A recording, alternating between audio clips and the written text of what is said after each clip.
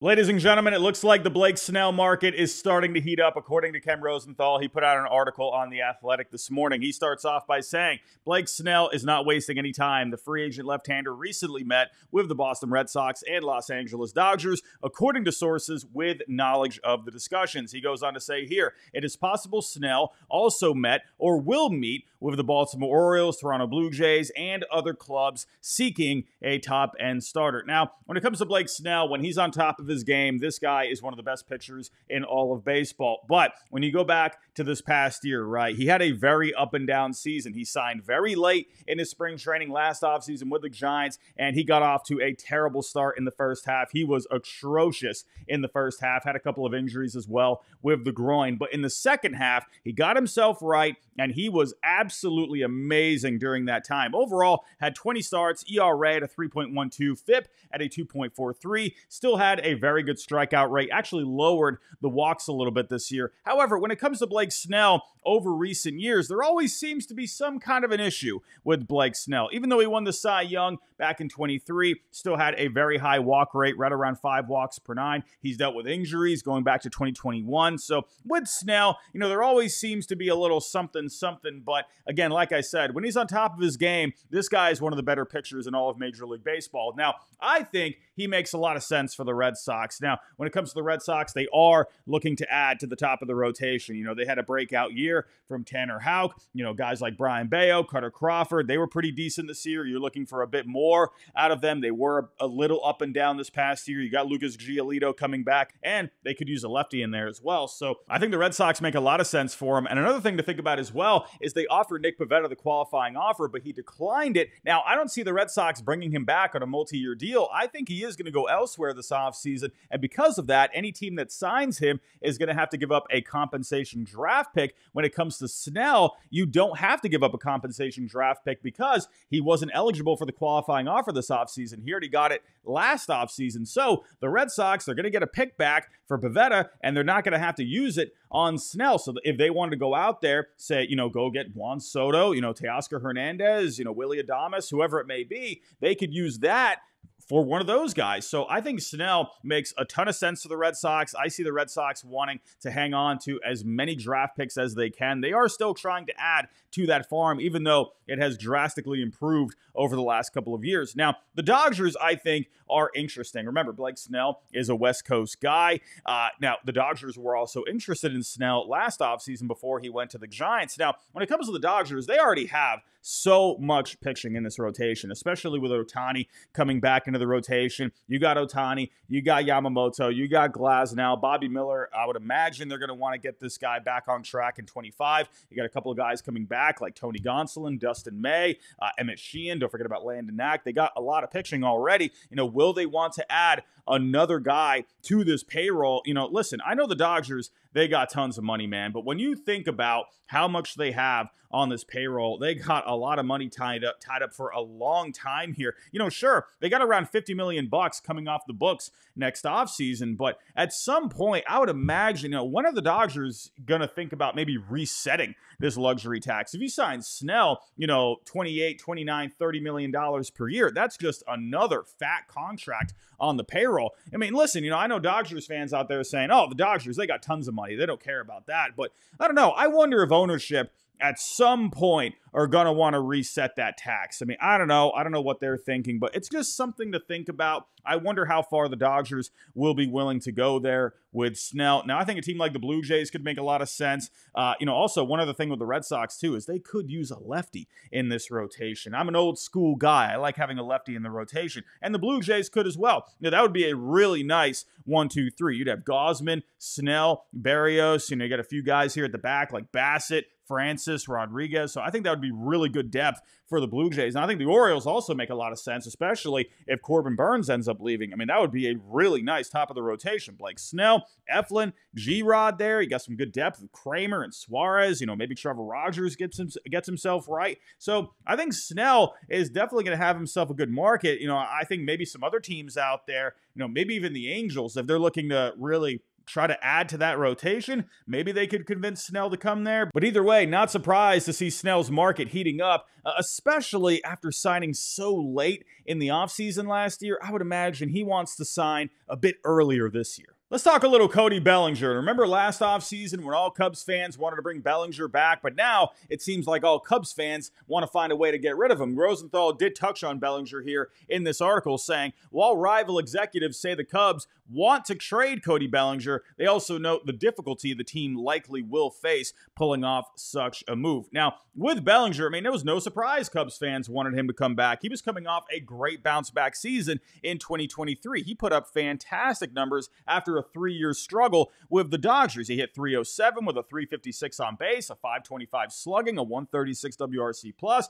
26 homers, 20 stolen bases, a great year, and then he came back this year. Now, he wasn't bad necessarily, but the numbers definitely dipped overall. Batting average went down, on base went down, slugging went down, WRC plus went down, home runs went down, the numbers went down across the board, and you're paying this guy quite a bit of moolah. He's on a 3-year, $80 million deal. He opted back into his contract. I mean, no surprise. Why wouldn't you want to take all that money, especially after the down year he just had? I would imagine he definitely didn't want to go back out into the market after this year. But now the Cubs, because of the down year and all the money that they're having to pay him, they are going to have a tough task of finding a way to move him. They are going to have to eat some of that contract in the end. But there are some teams out there. I wonder, maybe when we get later into the offseason, once the dust is starting to settle a little bit, maybe some teams out there will need a bat like Cody Bellinger. I look at the Yankees first off. If they aren't able to bring back Juan Soto, Bellinger could be a lefty bat for the outfield that they could turn to, right? Obviously his dad has history with the Yankees there, and he would definitely bring a nice bat there, and you got the short porch out in right field. I think that could make some sense there. The Blue Jays, they were always a popular destination for Bellinger over the last several years. I mean, they could use another bat out in the outfield. Maybe the Astros, especially if Alex Bregman ends up leaving. They do have a bit of a hole right now at first base, so Bellinger can slide in and play right there. I think of a team like the Nationals, up and coming. They could use someone at first base there. Maybe you can play a little outfield as well. Maybe even a team like the Angels. Maybe you can get a little creative here. You can move Taylor Ward in a separate trade, and then you can move Mike Trout to left field, a less demanding position than center field. We were all thinking maybe they could put him at DH, but then they brought in Jorge Soler, so that went that. But maybe you can do a bit of a rotation with Trout and Soler out in left field, and then Bellinger can go play center field instead. I could see something like that. I don't expect Bellinger to be moved anytime soon. I would imagine these other bats in free agency are going to come off the board, like Soto, Santander, Teoscar Hernandez, Tyler O'Neill. I think teams will look at those guys first, but maybe later on when teams, they're thinking, oh man, there's really not much out there. Maybe we can take on a contract like Bellinger. I wouldn't be surprised if he gets moved, but I wouldn't be surprised if he ends up staying either. Let's talk about the A's, and I was very close there to saying the Oakland A's, but now they're the Sacramento A's. They're going to be the Vegas A's in a few years. I don't know what the heck is going on here, but Rosenthal did touch on the A's for this offseason. He says here, one rival executive granted anonymity, that is a hard word for me to say, for his candor, said the A's are the most sincere team he has spoken with in terms of wanting to add. But here's the problem. Virtually every team is seeking to upgrade its major league roster, and the A's, as they try to take a step forward, are reluctant to trade the few quality players they have. Now, when it comes to the A's here, this is a team that I think are pretty close to a competitive window. They have a pretty solid lineup. They got a good young core of players coming up. Lawrence Butler looked great this past year. You got Jacob Wilson, who they drafted in the first round not too long ago. Guys like Zach Geloff, Shea Langeliers, JJ Bleday even took a step forward this year with the A's. They got some good young talent here, along with a guy like Brent Rooker, who was one of the best bats in all of Major League Baseball this past year, and a guy like Mason Miller, who was one of the best, if not the best closer in all of Major League Baseball this year. There's a good amount of talent on this team. Now, when it comes to the A's, though, they're not going to go out there and they're not going to be spending big in free agency. Their best bet is to go out there and make some trades. Now, when it comes to the A's, right, their two most valuable trade pieces right now are Mason Miller and Brent Rooker. When it comes to the farm system, they still got to work on, deepening that a little bit. They need to develop a bit more talent there. They don't have a lot of prospects to have a ton of value for them to be able to go out there and get a big time player. So right now, if they wanted to get a good amount of players back, you're going to have to look at someone like Mason Miller or Brent Rooker. I do look at a guy like Brent Rooker. I can understand why the A's would want to keep him. He has 3 more seasons of club control. Like I said, he was one of the best bats in all of baseball this past year. I mean, this guy had a 164 WRC plus this year with 39 homers. I mean, why would you not want to keep a player like that? Unless like you're just completely out of it. But the A's, like I said, they got some young talent here. They're looking to compete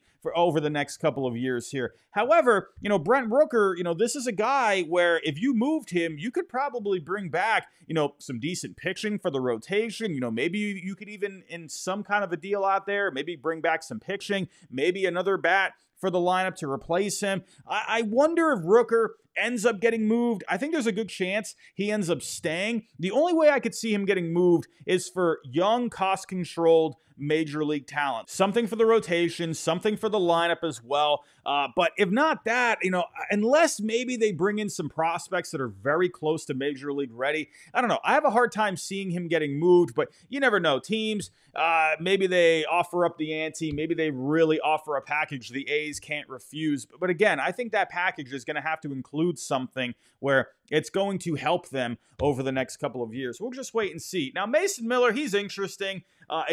For a little bit there, you were wondering if he was going to get moved back into the rotation. But, according to reports, it looks like he might end up just staying in the bullpen. We'll have to wait and see. Maybe they changed their mind on that. But this guy was absolutely dominant. Now, if they were to move Mason Miller, they definitely would get a couple of good pieces in return. Yes, you would be losing one of the premier closers in the game, but maybe you could have someone else step into that role. He would definitely bring back some pieces here, but so it is interesting to me that with the A's, like I've been thinking, they've been trying to get back into a competitive window here, and I think they're very close. I wouldn't be surprised if one of these guys gets moved, but I wouldn't be surprised if they end up staying either. Let's wrap this up with my Red Sox, and here come the Giraffe Nick Robbie comments. But I'm telling you, the words that came out of the mouth of President Sam Kennedy last night were big. I am telling you, I've been a Sox fan since the late 90s, and with how things have been going over the last few years, these were big words that he said. He goes on to say here, even if it takes us over the CBT, our priority is to win 90 to 95 wins and winning the American League East and winning the division for multiple years. He went on to say here as well, this was a pretty interesting comment. Could the team afford another mega deal? Is that possible? If that's what it takes, yeah, absolutely. We are investing more than we did last year. We intend to invest going forward. There is an extreme urgency internally to be competing for the American League East Championship and to set ourselves up for a deep postseason run in 2025 without question. The goal is to win 90-plus games, to not be worrying about a wild card spot. He also touched on the meeting with Soto, said it went very well. These are big comments, ladies and gentlemen, and I know you're probably typing right now, oh, Giraffe Neck Robbie, here he is. But listen, they were saying last year they had a budget. They were looking to cut payroll. So this is a huge shift in what they were saying from last year. We already talked about Snell a little earlier in the video. I do expect the Red Sox to make a run at him. They've been connected with Max Fried, Corbin Burns already. Obviously, they've been connected with Soto. Who knows if they can land him? I did talk more about this on my other channel, Fenway Faithful. If you are looking for more Red Sox content, go subscribe over there. I'll put the link up here somewhere. But listen, the Red Sox, these words will not come out of this guy's mouth if he doesn't mean it, right? Just look at last year, right? Said that they got a budget. They're looking to cut payroll. That's exactly what they did. When it comes to, look at the full throttle comments last year. That really bit them in the butt. And now I think they're going to try and make up for that this offseason. Look out for the Red Sox here. I think they're going to be major players this offseason, but those are just my thoughts. Maybe that's Giraffe Nick Robbie talking. I don't know. And speaking of Juan Soto, Hal Steinbrenner did talk about his meeting with him, asked if he was confident the Yankees will re-sign Soto. Steinbrenner replied, "No idea. We'll be in the mix. I'll leave it at that." Now, my reaction to that was, I just don't think he wants to comment too much on it. These are negotiations at the end of the day. It's a private matter. I don't think he even wants to take any chances with any kind of comments, so he's keeping it pretty short and sweet. However, in the New York Post, they said the meeting was a very honest back and forth dialogue that lasted a couple of hours. So my reaction to that, go back to this World Series. They lost in pretty convincing fashion. They had the meltdown in Game 5, So with Juan Soto, he probably wants to know, hey, are we going to get better from this? What's the player development looking like? What's the minor leagues looking like? When you go take a look at the farm system rankings on Baseball America, the Yankees are getting close to the bottom 10. So, I'm wondering if Soto is wondering about, the long-term future of the farm system. The Yankees have shown a good history of having good farm systems and being able to rebuild them back up. They have made a couple of trades here over the last couple of years, Jazz Chisholm this past year being one of them. So yeah, Juan Soto, he has these questions. I did find this part very interesting, a very honest back and forth dialogue. So it sounds like Soto, yes, he is going to be looking for the big money, but he wants to know about these organizations. He wants to know what the future is going to be looking like. I would imagine too, he's thinking, all right, hey, the Yankees, they got a lot of money, but they got a lot of guys on big contracts too. Aaron Judge, Carlos Rodon, Giancarlo Stanton. He's probably wondering, hey, if you bring me back, are you going to go out there and go get more players?